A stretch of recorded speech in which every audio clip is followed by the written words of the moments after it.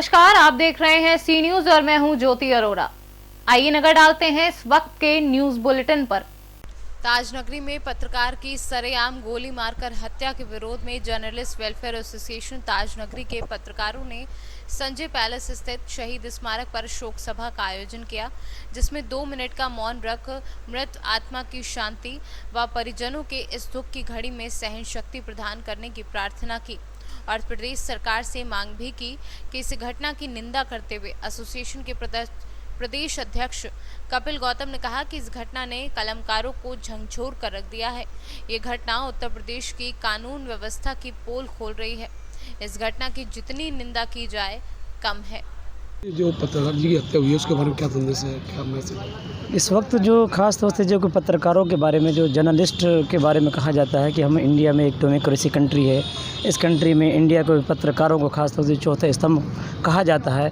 और किसी भी, मेरा मानना ये है कि किसी भी की सरकार को गिराने के लिए या सरकार को मजबूत बनाने के लिए और किसी को हाईलाइट करने के लिए, किसी आसमान से नीचे गिराने के लिए ये पत्रकार ही का काम है, पत्रकार ही कर सकते हैं। अगर मौजूदा सरकार हमारी इसी तरीके से गतिविधियों पर भी पीछे, जैसा कि सभी लोगों को ज्ञात है कि कंपू मेल के एक संपादक को जो है उन्नाव में गोली मार दी गई थी।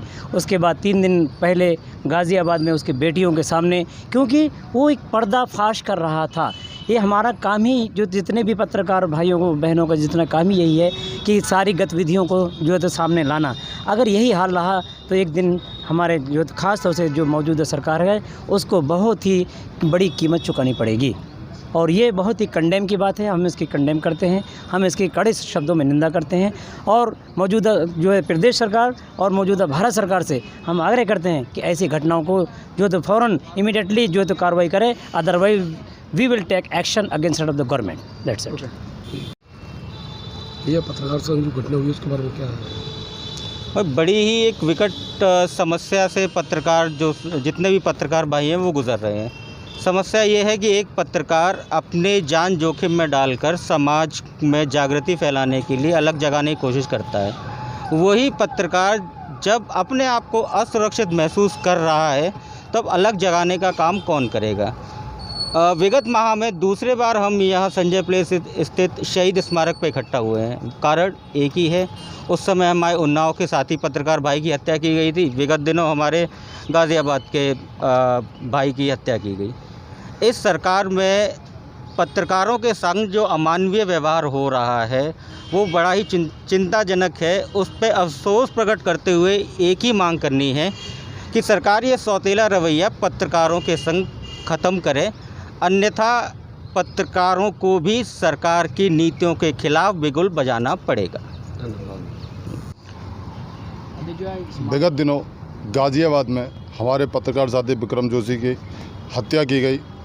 उसी संदर्भ में आज आगरा के संजय प्लेस में शहीद स्मारक पर जर्नलिस्ट वेलफेयर एसोसिएशन द्वारा एक शोक सभा का आयोजन किया गया। उस शोक सभा के द्वारा हम सरकार से अपने पत्रकार साथियों के लिए सुरक्षा की मांग करते हुए बात करते हैं कि वह पत्रकार साथियों को आवास और उनके बच्चों को निःशुल्क शिक्षा का प्रबंध करें और पत्रकारों की सुरक्षा के लिए प्रशासन को आदेश करें कि वो पत्रकारों की सुरक्षा करें। आगरा से सीनियर संवाददाता मोहसिन खान की रिपोर्ट। जनपद हापुड़ के स्वर्ग आश्रम रोड स्थित विवाह मंडप में शहर कांग्रेस कमेटी की कार्यकारिणी का गठन किया गया, जिसमें नवनियुक्त पदाधिकारियों को शपथ ग्रहण समारोह में मनोनयन पत्र सौंपकर माला पहनाकर स्वागत किया गया। शहर कांग्रेस कमेटी के अध्यक्ष अभिषेक गोयल ने बताया कि उत्तर प्रदेश कांग्रेस कमेटी के अध्यक्ष अजय कुमार लल्लू ने शहर कांग्रेस कमेटी की कार्यकारिणी की सूची जारी की। सभी नवनियुक्त पदाधिकारियों का शपथ ग्रहण समारोह में मनोनयन पत्र सौंपकर उन्हें सम्मानित किया गया। समारोह में पहुंचे लोगों ने सभी नवनियुक्त पदाधिकारियों को माला पहनाकर उन्हें शुभकामनाएं दी।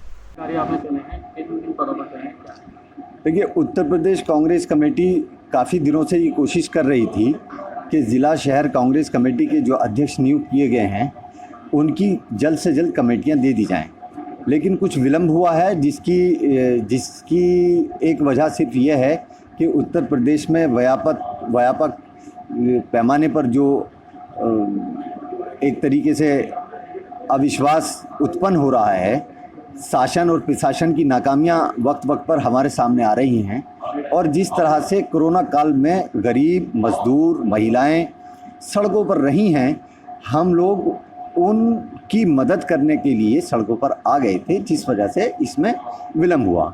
अब ज़िला और शहर कमेटियों को उनकी टीम दे दी गई है। अब कांग्रेस कमेटी उत्तर प्रदेश की ये आशय रखती है, ये यकीन रखती है कि अब ज़िला और शहर कांग्रेस कमेटी के जो अध्यक्ष हैं अपनी टीम के साथ, मुस्तैदी के साथ जनता से जो मुद्दे सरोकार हैं जिनका, उन मुद्दों को उठाएंगे और जनता के बीच ज़्यादा से ज़्यादा पहुंचने की कोशिश करेंगे, ताकि कांग्रेस कमेटी के जो भी प्रोग्राम हैं, चाहे वो अखिल भारतीय कांग्रेस कमेटी की हों, चाहे उत्तर प्रदेश कांग्रेस कमेटी की हों, चाहे श्री राहुल गांधी जी के हों या प्रियंका गांधी जी के हों या हमारे अध्यक्ष अजय कुमार लल्लू जी के हों, उनकी जो भी योजनाएं हैं, जो भी प्रोग्राम हैं गरीबों के लिए, हमारी जनता के लिए, उन तक पहुंचाने का काम, उसमें तेज़ी भी लाएंगे और जल्द से जल्द शुरू भी करेंगे। अभिषेक गोयल मेरा नाम है। आज आपने यहाँ पर नए पदाधिकारियों की नियुक्ति की। मैं सर्वप्रथम हमारे कांग्रेस की अध्यक्षा आदरणीय सोनिया गांधी जी को, उत्तर प्रदेश की प्रभारी राष्ट्रीय महासचिव आदरणीय प्रियंका गांधी जी को, प्रदेश के अध्यक्ष आदरणीय अजय कुमार लल्लू जी को धन्यवाद करना चाहता हूं कि उन्होंने एक बहुत ही जिम्मेदार पदाधिकारियों की कमेटी आज हमारे बीच में हमें दी। इसके अलावा जो भी पदाधिकारी चुनकर आए हैं, मैं अपने पदाधिकारियों की तरफ से ये यकीन दिलाता हूं कांग्रेस पार्टी को कि जिस प्रकार दमनकारी नीतियां सत्ताधारी सरकार की चल रही हैं, उसके खिलाफ लोगों के हक में कांग्रेस पार्टी, शहर कांग्रेस कमेटी, जिला कांग्रेस कमेटी सदैव मुस्तैदी के साथ खड़े होने का काम करेगी। धन्यवाद। आज कितने पद आपने दिए हैं? हमने 23 लोगों की कमेटी, टोटल 24 लोगों की कमेटी आज डिक्लेयर की है। हापुड़ से सीनू संवाददाता रुस्तम सिंह की रिपोर्ट। इंदौर में 9 वर्ष की अबोध अपहरण बालिका पुलिस थाना रावजी बाजार की त्वरित कार्यवाही से 18 घंटे के अंदर किया बरामद। वहीं पुलिस की उक्त कार्यवाही से प्रसन्न होकर अबोध बालिका के परिजनों ने इंदौर पुलिस का धन्यवाद किया है। हाँ, कल एक बच्ची गुमशुदा हुई थी। उनकी बुआ हमारे पास आई थी। उन्होंने रिपोर्ट किया था कि 12 बजे बच्ची जो है घर से ये बोल के गई है कि मैं पास की दुकान से कुछ खाने का सामान खरीद के ला रही हूँ। उसके बाद से वो नहीं मिली थी। रिपोर्ट की थी उन्होंने 8-9 बजे रात में, और तभी से हमने हमारे सभी वरिष्ठ अधिकारियों को तत्परता से इसको लेते हुए, गंभीरता से लेते हुए सूचित किया, और श्रीमान पुलिस अधीक्षक महोदय द्वारा तत्काल मौके पर हमारे अतिरिक्त पुलिस अधीक्षक महोदय और हमारे CSP sir Shri Dishesh Agrawal sir को रवाना किया। उन्होंने मौके पर आकर हम 2-3 टीमों का गठन किया और हमको विभिन्न निर्देश दिए। उन निर्देशों का पालन करते हुए हमने रात भर वर्कआउट किया और सुबह हमको 12 बजे करीबन बच्ची मिल गई। बच्ची कहाँ से मिली? हाँ, बच्ची हमको सकुशल बरामद हुई है। उनकी यहाँ पर मामी रहती हैं 51 नंबर स्कीम पर, तो वो अपनी मामी के पास थी। मामी ने घर पे इन्फॉर्म नहीं किया था? उनकी मामी, चूँकि वो उनकी भांजी थी, तो चूँकि पब्लिक वालों को समझ में नहीं आता है आपराधिक कृत्य क्या होता है, और उन्होंने गुड इंटेंशन से बच्ची को अपने साथ रखा था, और वो कोशिश कर रही थी कि पुलिस के पास तक वहाँ पहुँचे। उसके पहले ही पुलिस उनके पास पहुँच गई। इंदौर से सीनू संवाददाता सुरेश बैरागी के साथ रेखा बैरागी की रिपोर्ट।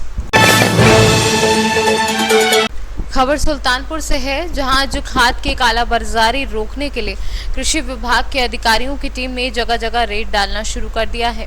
डीएसओ शैलेश शाही ने बताया कि किसानों को खाद की ओवर रेटिंग और कमी नहीं होने के लिए, साथ ही मिलावटखोरी और जमाखोरी ना हो, इस सब के लिए शासन के निर्देश पर ये छापेमारी की जा रही है।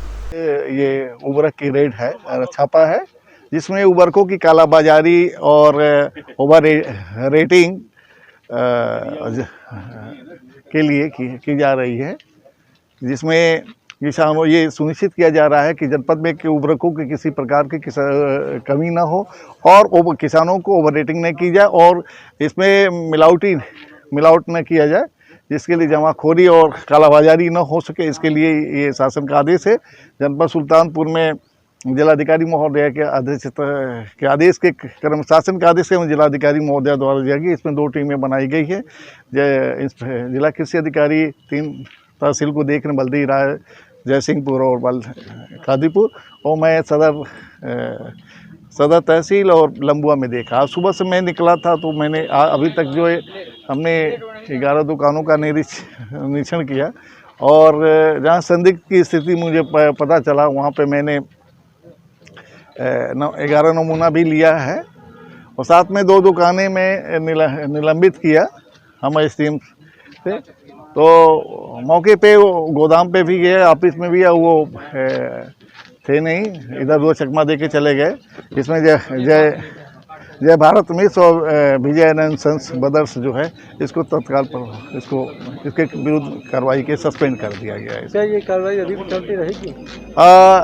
आज तो चूँकि मेरा अभियान, खरीफ अभियान तो पहले से शुरू हो गया है कि जनपदों में किसान को बीज और उर्वरक कीटनाशक की किसी प्रकार की दिक्कत ना हो सके, तो लगातार भ्रमण जनपद में किया जा रहा है।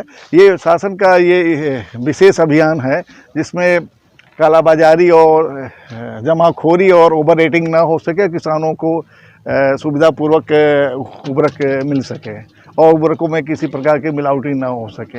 इसलिए ये शासन का ये आकस्मिक छापा है, जिसमें हम लोग कार्रवाई कर रहे हैं।